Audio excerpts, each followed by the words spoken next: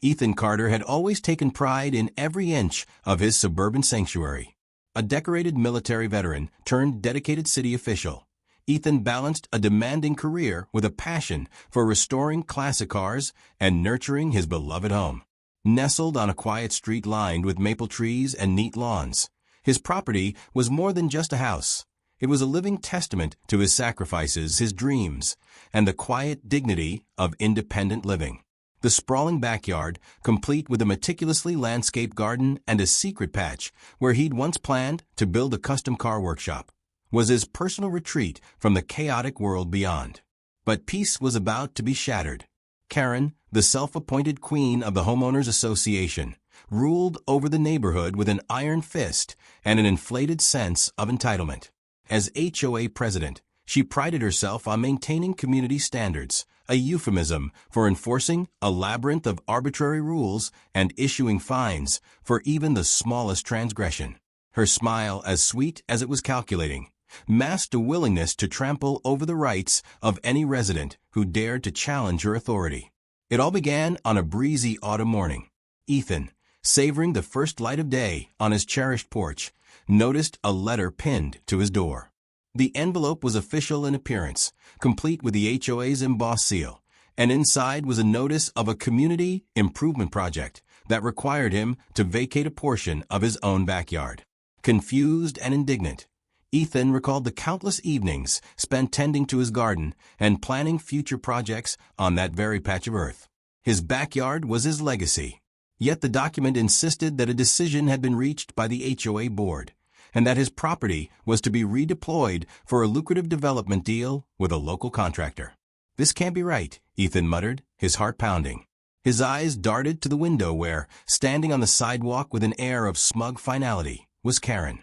Clad in a sharply tailored blazer and a forced, superior smile, she seemed to relish the power she now wielded over his personal space. "Ethan, dear," she called in a tone that dripped with condescension, "you must understand that our community must evolve. Some sacrifices are necessary for progress." Her words stung as much as the realization. The HOA, under Karen's rule, had sold his backyard to a developer, without his consent.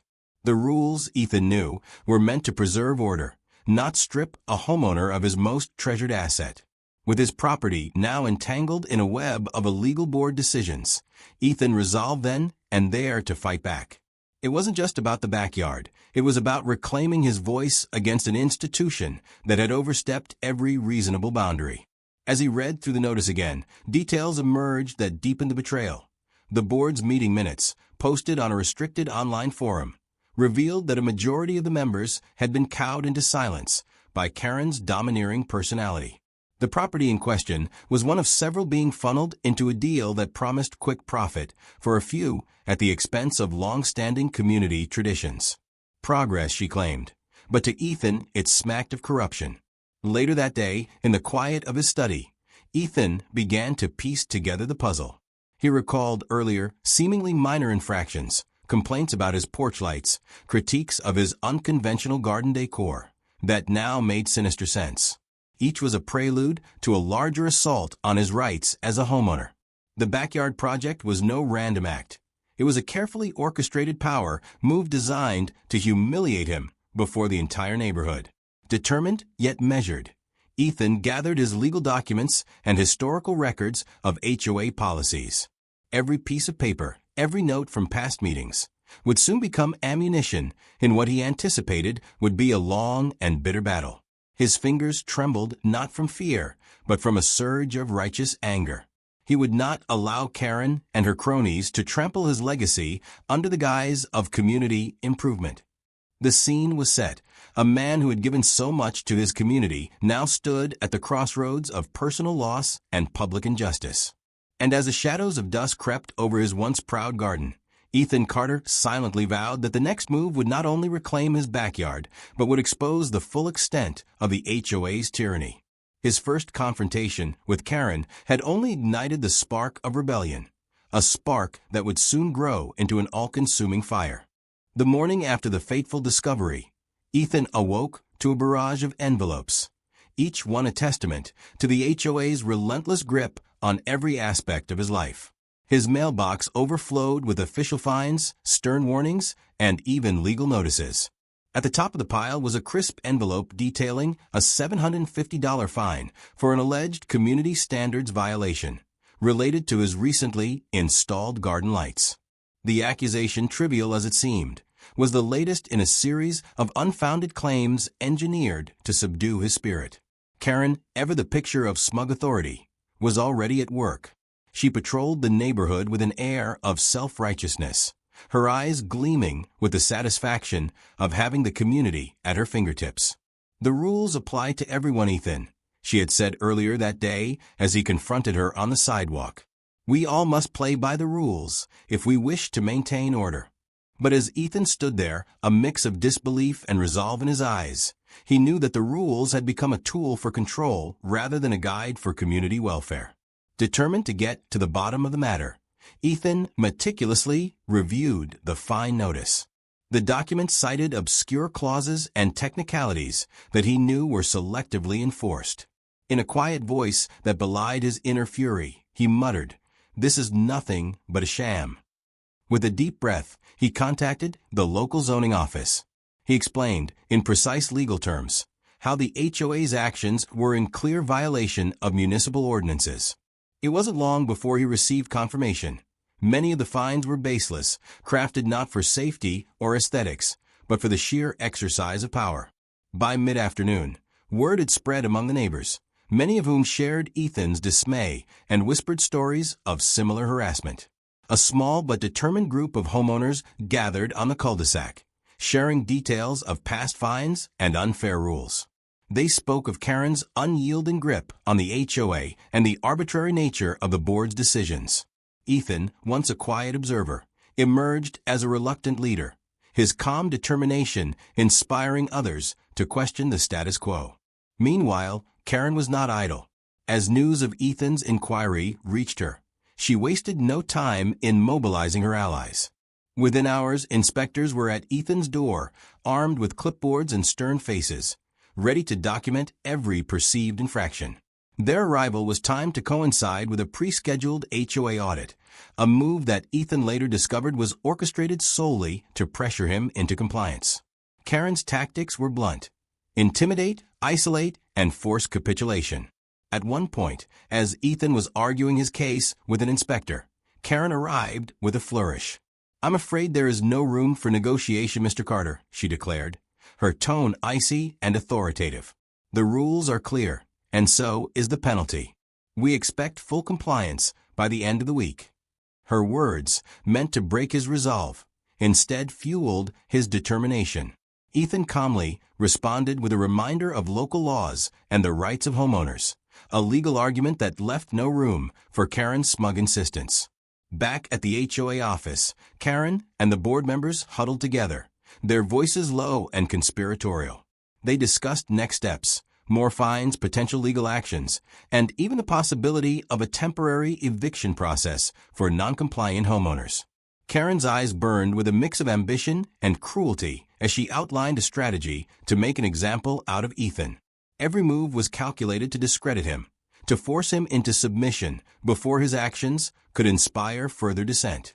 That evening, as dusk fell over the quiet neighborhood, Ethan sat at his kitchen table, surrounded by piles of correspondence. The fine notices, the inspector reports, and even the dubious minutes of the previous board meeting were laid out before him.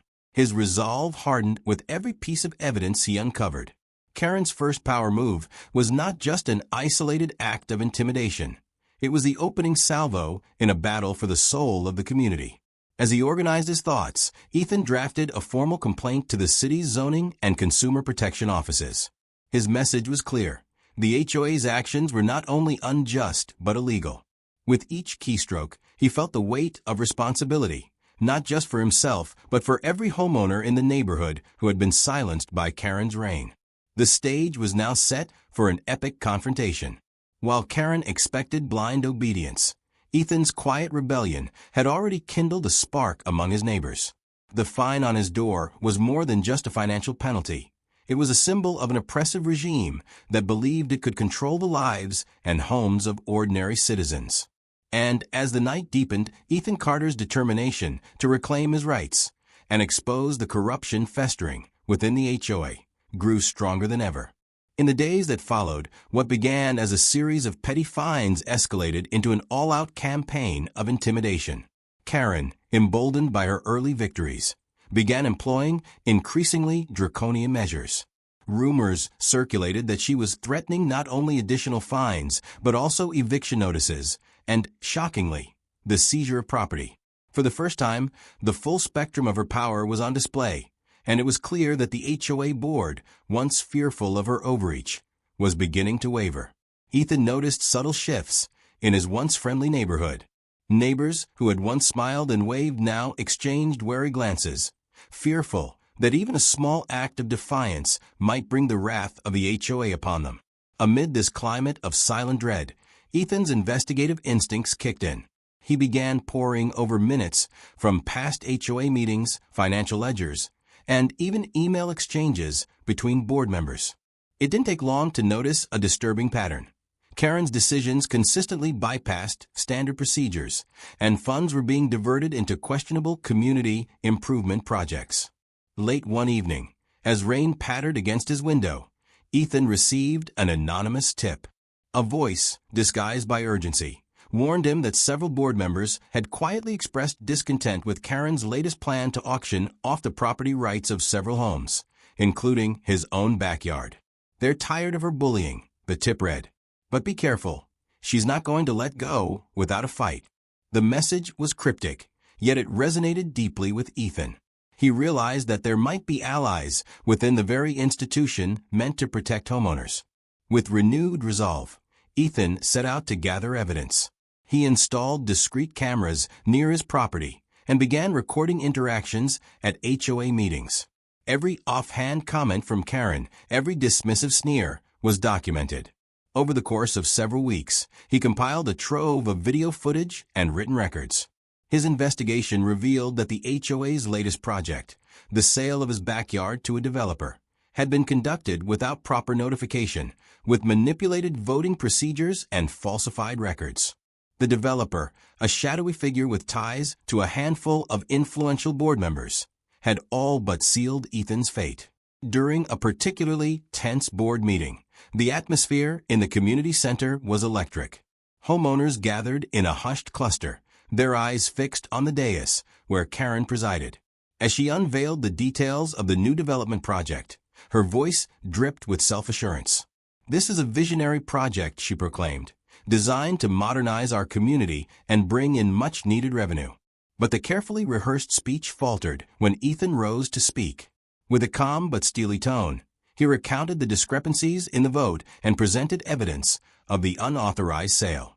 His words, measured yet forceful, echoed off the walls and left the assembled crowd in stunned silence. A murmur began to ripple through the audience. One board member, his voice quavering yet resolute, asked, "Isn't this a violation of our bylaws?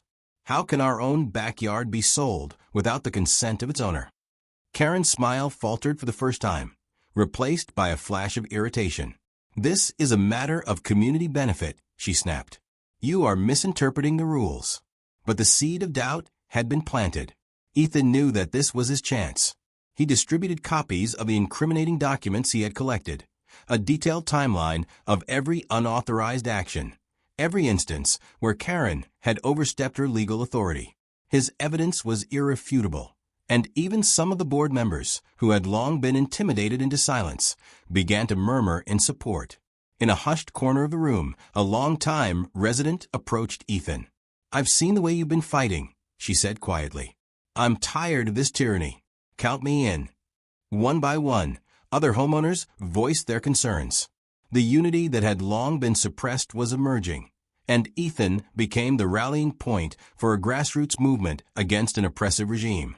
That night, as Ethan left the community center, the air felt charged with possibility.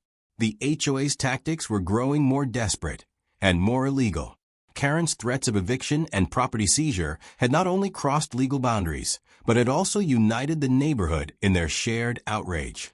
The scales were beginning to tip, and Ethan Carter was determined to use every bit of evidence he had gathered to expose the corruption and reclaim what was rightfully his. In his study, lit only by the glow of a single desk lamp and the steady drumming of rain, Ethan reviewed the footage one last time. Each clip, each documented lie, was a testament to the lengths the HOA was willing to go to subdue dissent. As he prepared a final report for local authorities, he knew that the coming days would mark the turning point in a battle that was no longer just about a piece of land. It was about the integrity of an entire community. The morning after that fateful board meeting, chaos erupted on Ethan Street. Without warning, a tow truck rumbled down the driveway, its mechanical arms poised to seize his beloved car, a symbol of his hard-won freedom. Karen's latest order claimed that the vehicle was parked in violation of newly enacted community safety standards. But this was no ordinary infraction. It was an overt act of intimidation designed to send a message. Resistance would not be tolerated. Ethan stood at the threshold of his home, watching as the truck's operator tried to attach a chain to his car. The confrontation was inevitable. "I believe you have the wrong property," Ethan said steadily, stepping forward with an air of quiet defiance. The driver, eyes shifting nervously between Ethan and the approaching inspector, hesitated. In that moment, Ethan's calm presence forced the would-be enforcer to back down. The truck rolled away, leaving behind a residue of fear and frustration that permeated the neighborhood. That very afternoon, as the community braced for more of Karen's heavy-handed tactics, Ethan made his move. With a folder brimming with legal documents, video evidence, and a meticulously prepared timeline of every violation, he stormed the next HOA meeting. The meeting hall, a drab, overlit room that had hosted countless contentious debates, was packed with anxious homeowners. At the front, Karen waited, her expression a mixture of arrogance and barely concealed apprehension. Taking center stage, Ethan began his presentation.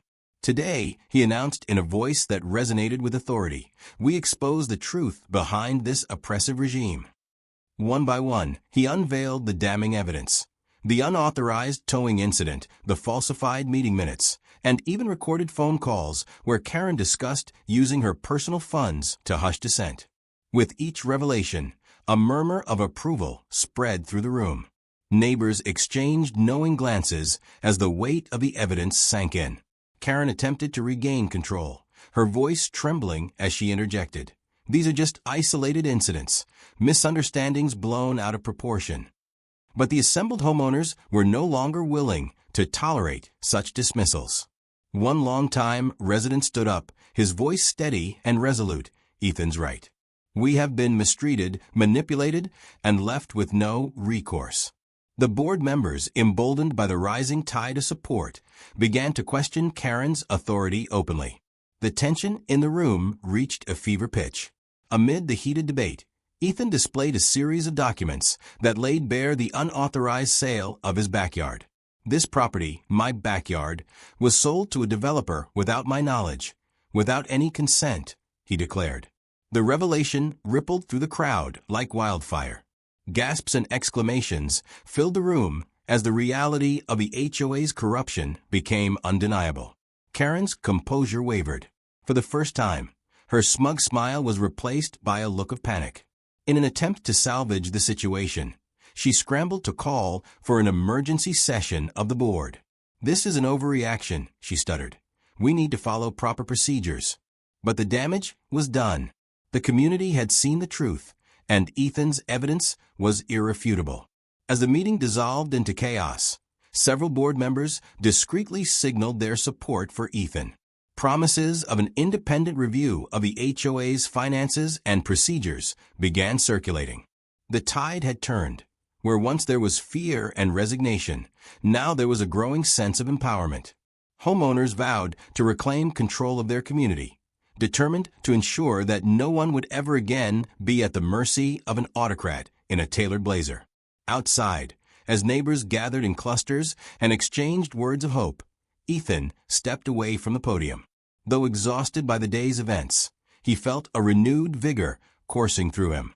His counterattack had been a success. Karen's overreach had not only been exposed, but it had also united the community in a way that could not be undone. Later that evening, As he reviewed the day's events in the quiet solitude of his study, Ethan couldn't help but smile. The injustice, the secret deals, and the oppressive fines had finally been laid bare. And with each piece of evidence, the walls of corruption that Karen had so carefully constructed began to crumble. The fight was far from over, but for the first time in months, Ethan felt that justice might prevail. In a bid to regain control and crush the uprising, Karen devised a final, desperate maneuver that pushed every ethical and legal boundary. Early one morning, before the sun could even break the horizon, Karen made a bold call to the local police. With a rehearsed urgency, she reported that Ethan's property was causing a public disturbance due to the excessive brightness of his garden lights, a trivial claim meant to justify immediate intervention. The police arrived swiftly, their uniforms crisp and expressions impassive. At the doorstep, Ethan greeted the officers calmly, his city official badge glinting in the soft light of dawn. "Good morning," he said evenly. "I'm sure there's been a misunderstanding." The officers exchanged looks as Ethan calmly explained the situation, referencing local ordinances that clearly protected his right to determine his property's aesthetic. It soon became apparent that Karen's claim was baseless, a flimsy pretext for further intimidation. Yet Karen's desperation did not end with the police call. That very day, she arranged for a private investigator, a man with a dubious reputation and a penchant for unethical behavior, to shadow Ethan. The investigator was tasked with digging up any dirt that could be used to discredit him. However, fate intervened when Ethan's security cameras captured the investigator skulking around his garage at odd hours. The footage, clear and damning, showed the investigator attempting to pry open doors and rummage through personal documents. Ethan wasted no time. He compiled the security footage along with detailed notes and timestamps, and at the next HOA meeting, he presented the evidence in a dramatic multimedia display. The room fell silent as the grainy video played, the investigator's furtive movements laid bare for all to see. "This," Ethan stated, his voice resonating with conviction, "is proof that our so-called leader is willing to stoop to espionage and trespassing to maintain her power." The evidence was indisputable, and murmurs of outrage filled the hall. Karen's face turned a deep shade of red, her earlier confidence crumbling into panic. She tried to interject, arguing that the investigators' actions were isolated and did not reflect on the HOA's practices. But the damage had been done. With the community now aware of her blatant disregard for the law and the lengths she would go to manipulate and intimidate, the very foundations of her authority were shaken. As the meeting spiraled into disarray, several homeowners demanded that the matter be reported to the authorities. The local district attorney's office soon confirmed that the investigators' actions, commissioned by an individual with no legal authority to order such surveillance, were indeed illegal. Karen's final desperate move had not only failed, but had also become the final nail in her leadership coffin. Outside the meeting hall, Ethan was greeted by neighbors who expressed their gratitude and newfound hope. "You've saved us all," one elderly resident said, eyes misty with relief. Others patted him on the back, their voices filled with admiration. In that moment, the community was no longer a collection of isolated houses. It was a united front against corruption and tyranny. Karen's tactics, once so intimidating, now looked laughably small in the wake of Ethan's unwavering determination. She had gambled everything on a desperate bid to silence dissent, and the evidence of her misdeeds was now public record. The police report, the security footage, and the testimonies of concerned residents all combined to expose her unethical practices, leaving her with few options for redemption. That night, as Karen sat alone in her meticulously maintained home, once a symbol of her power, the reality of her situation began to set in. She had not only endangered the trust of the community, but had also set in motion a chain of events that would ultimately lead to her public humiliation and downfall. In her final, desperate bid to control the narrative, she had inadvertently sealed her fate. And as the darkness fell over the quiet neighborhood, the message was clear. When power is abused, justice will find a way.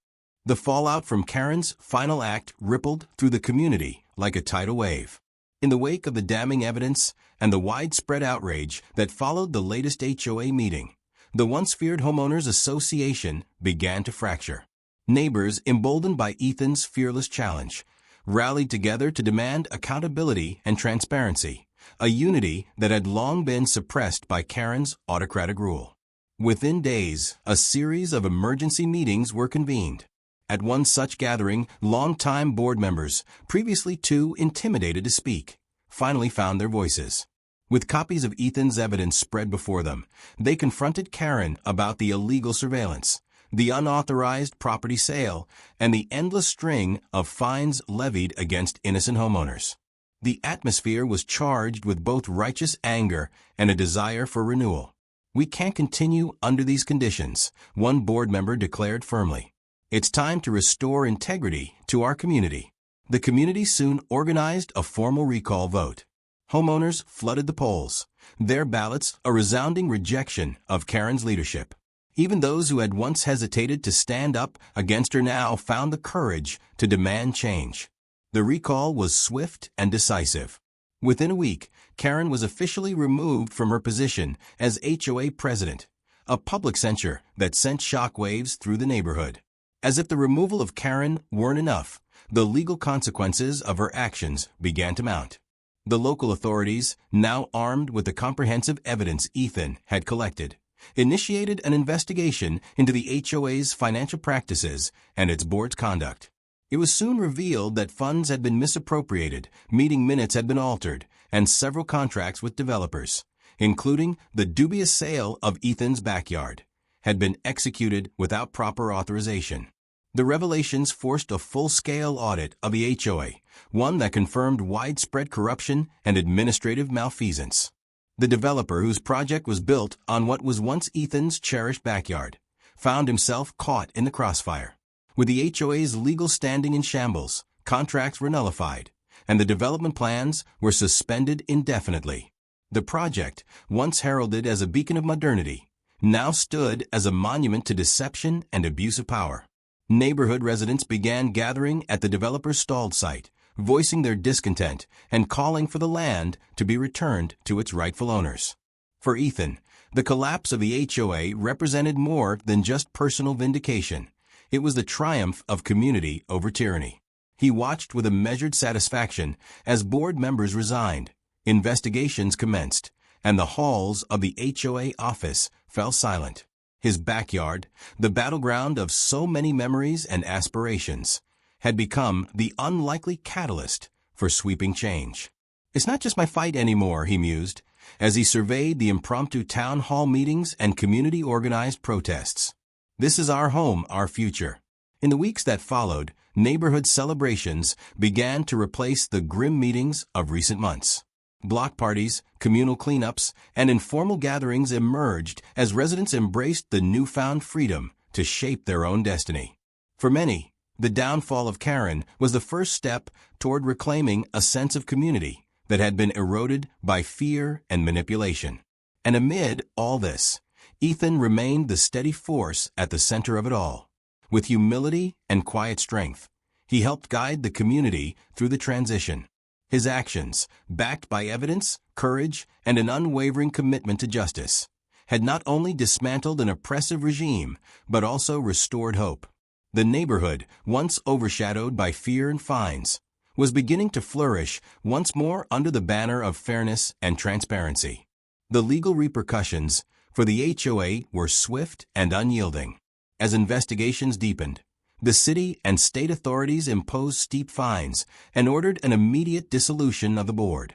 Lawsuits were filed by dozens of disgruntled homeowners, and the long-hidden financial irregularities were laid bare for all to see.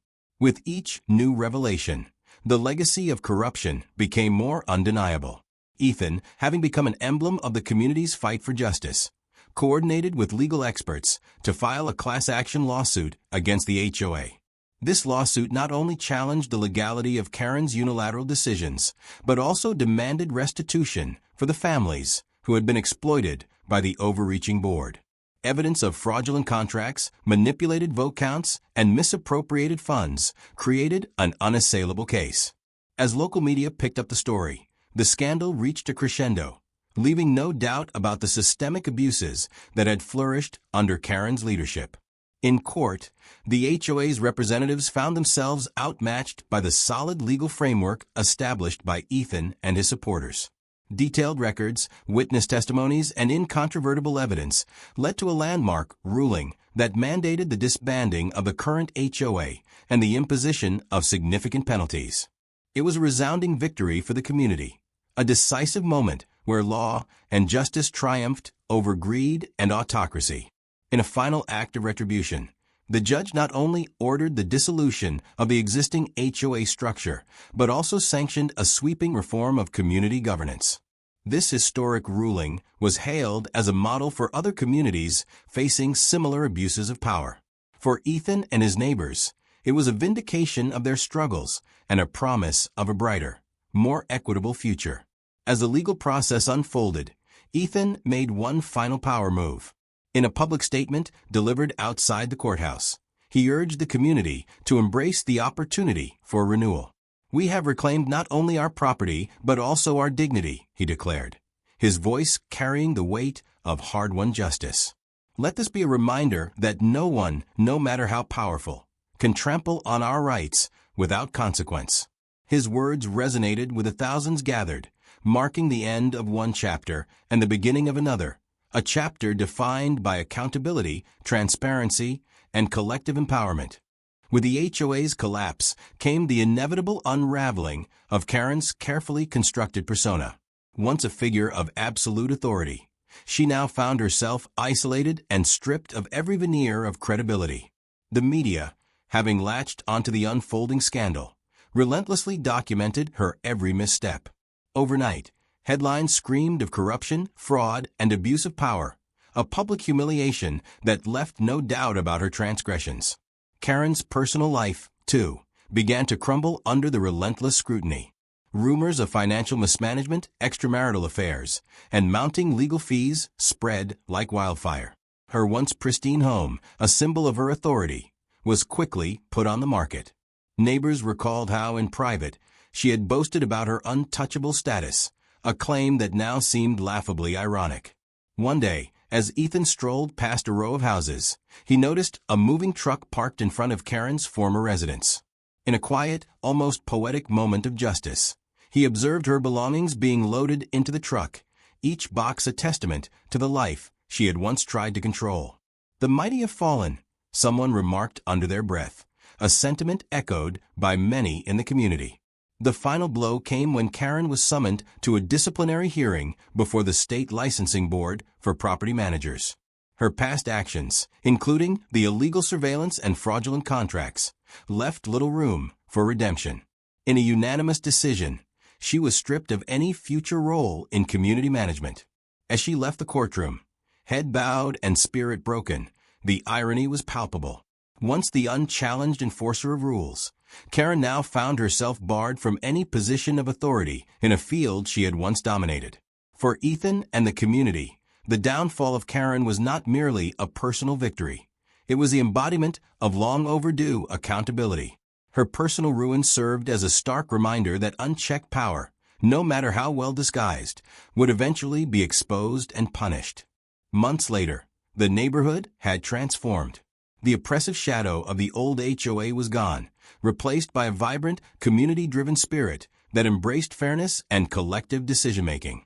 Block parties, neighborhood barbecues, and impromptu gatherings in the park became the norm.